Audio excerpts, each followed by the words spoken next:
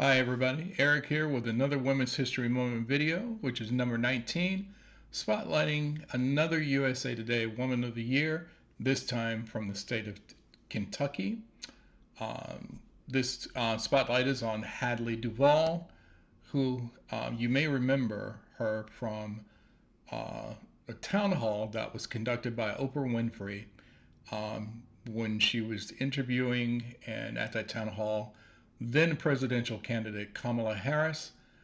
For the most part, I'd say the majority, if not all, at that town hall were women. There could have been, I believe there were some men there, but the majority of the people at this town hall were women. And once you see the video, you may remember her at the time, but let's just dive in about the issue and what arose from that. So this is a picture of Hadley Duvall, and then now let's dive into her story. Just 4 years ago, Hadley Duvall, 23, had every intention of leaving her trauma and life as a sexual assault survivor in her past. But when the opportunity came to share her story to advocate for sexual assault victims and reproductive rights for women, she never hesitated, even when it meant speaking to millions of Americans at the Democratic National Convention in August of 2024. Duvall's courage and selflessness has earned her recognition as Kentucky honoree for USA Today's Woman of the Year. Her pure grit began with a simple yes after a 4-minute phone call in July 2023 when Kentucky Governor Andy Beshear's office asked if she'd film an ad against his opponent in the election, former Kentucky Attorney General Daniel Cameron. At the time, Cameron opposed allowing abortion exceptions for rape and incest. Duvall endured nearly a decade of sexual abuse from her stepfather and became pregnant at the age of 12 after he raped her. That pregnancy ended in a miscarriage, but she began speaking out on social media about her experience when the United States Supreme Court overturned Roe v. Wade in 2022. After Beshear won re-election, Hadley continued sharing her message as part of President Joe Biden's campaign for re-election and later for Vice President Kamala Harris. Now that the election is over, she continues to help women access health care they need in the post-Dobbs versus Jackson world.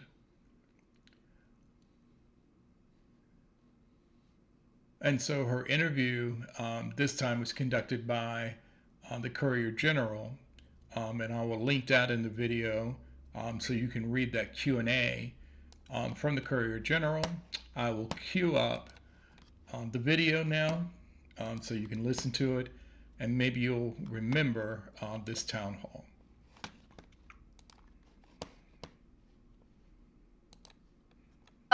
I was an All-American girl.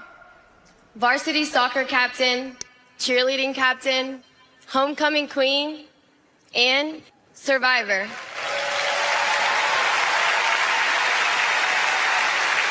I was raped by my stepfather after years of sexual abuse. At age 12, I took my first pregnancy test, and it was positive. Hadley is here. Stand up, Hadley.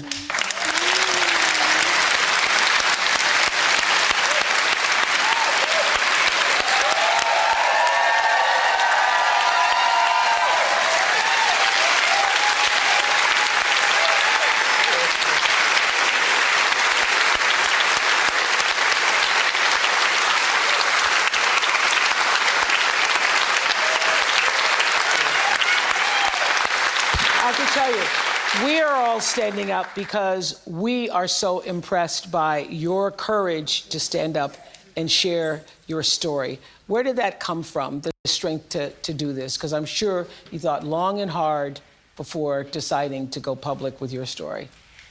When Roe v. Wade was overturned, Thanks, everybody. I woke up with a harsh reality of my abuse was over, but my story is not. And I just could not fathom thinking about the other Hadley out there that don't have that choice, that don't have somebody to go to. So being able to find courage and be the light for them, that's really what I do it for. And so what do you want to say to other people who are voting in this election regarding what happened to you and what that means? You can't wait until it's too late to care about reproductive health care, because then it's too late. And when it affects you, it hits, and you can't deny it. You can't look at someone with a story like mine and say it didn't happen. And there are more people like me out there, and there are gonna be so many more who deserve their options. They deserve their choices. Let's get involved. We have someone who's willing to hear us at a level like never before. We have someone who wants to know what we want in this country. We have someone who wants to lift up our voice, and we need to show out and show up for her just like she's showing out and showing up for us. All right. Is there something you wanted to say to Madam Vice President? Madam Vice President, I just want to say thank you. Thank you for seeing us, for hearing us when the Supreme Court won't. Thank you for fighting and, really showing us that life is not about the hard things that you go through. You don't bow down, even when you're the underdog, especially when you're the underdog. That's right. You stand up and you stand tall, and you give me so much hope and so much strength, and thank Hadley. you. Thank you, Hadley, for coming all this way. All right, so there you have it. Her complete speech at the town hall that Oprah Winfrey held for Vice President Kamala Harris at the time she was running for president. And so, as always, like and share my video. It's free of charge. Just takes a minute to click a button. Takes another minute to click share, and then copy the link and put it on your social media platforms to share in your circle as education to remind people. And as a side note, even though that's what this video is about, but it is what this video is about. It's part of women's history, because women's history is American history. Women's issues are American issues. And I would say this video is a reminder during what is happening in this country of what could have been. There, I said it.